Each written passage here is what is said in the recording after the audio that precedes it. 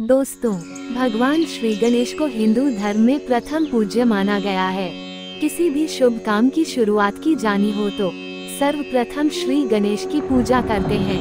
कहते हैं कि भगवान गणेश जी का मस्तक या सिर कटने के पहले उनका नाम विनायक था, परंतु जब उनका मस्तक काटा गया और फिर उस पर हाथी का मस्तक लगाया गया तो सभी उन्हें गजानन कहने लगे। फिर जब उन्हें गणों का प्रमुख बनाया गया तो उन्हें गणपति और गणेश कहने लगे। ऐसे ही उनको अनेकों नामों से जाना जाता है। गणपति, विनायक, गजानन, गणेश्वर, गौरीनंदन, गौरीपुत्र, श्री गणेश, गंधिपति, सिद्धिविनायक, अष्टविनायक, बुद्धिपति, शुभकर्ता, सुखकर्ता, विघ्नहर्ता, महागणपति। भगवान श्री गणेश एकदंत क्यों कहलाते हैं? उनके एकदंत कहलाने के पीछे कई पौराणिक कहानियां हैं। पहली कथा के अनुसार परशुराम से युद्ध में टूटा दांत। गणेश से जुड़ी एक और मान्यताओं के अनुसार भगवान शंकर और माता पार्वती अपने कक्ष में विश्राम कर रहे थे। उन्होंने गणेश को कहा कि किसी को भी अंदर न आने दें।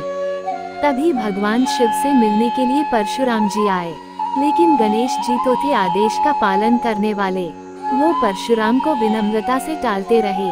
जब परशुराम जी का धैर्य टूट गया तो उन्होंने गजानन को युद्ध के लिए ललकारा और युद्ध में परशुराम ने अपने फरसे से गणेश जी का एक दांत तोड़ दिया, जिसके बाद से ही भगवान गणेश एकदंत कहलाए। दूसरी कथा के अनुसार भाई कार्तिकेय जी ने तोड़ा दांत। भाई कार्तिकेय की वजह से गणेश जी का दांत टूटा था।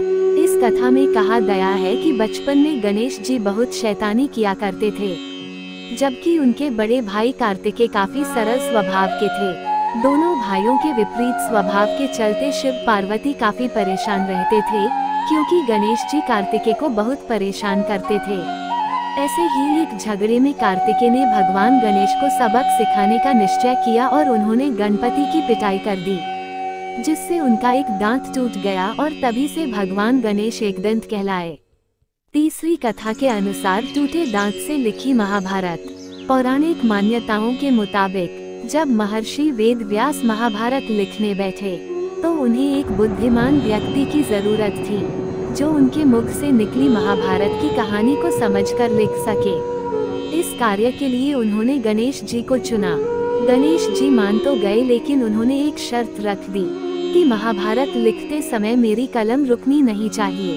अगर मेरी कलम रुकी तो मैं आगे लिखना बंद कर दूंगा। व्यास जी ने शर्त मान ली, लेकिन एक शर्त उन्होंने भी रख दी कि मैं जो भी बोलूं आप एक एक शब्द समझ समझ कर लिखेंगे। फिर दोनों महाभारत के महाकाव्य को लिखने के लिए बैठ गए। वेद व्यास जी महाकाव्य अपने मुख से बोलने लगे और गणेश जी उसे समझ समझ कर शीघ्रता से लिखने लगे।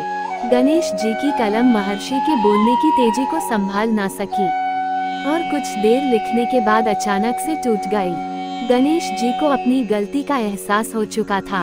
उन्होंने धीरे से अपने एक दांत को तोड़ा और स्याही में डुबाकर दोबारा महाभारत के महाकाव्य को लिखना शुरू कर दिया, जिसके बाद से उनका नाम एकदंत पड़ गया।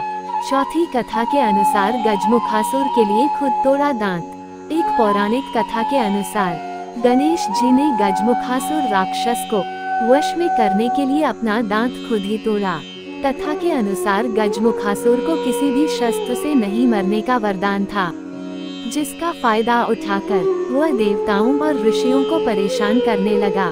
तो गणेश जी ने उससे युद्ध किया और अस्त्र के रूप में अपना दांत तोड़कर उसे वश में किया। दोस्तों, अगर आपको गणेश जी की ये छोटी सी पौराणिक कथा अच्छी लगी हो तो इसको लाइक, शेयर, कमेंट करें और हमारे चैनल को सब्सक्राइब जरूर करें।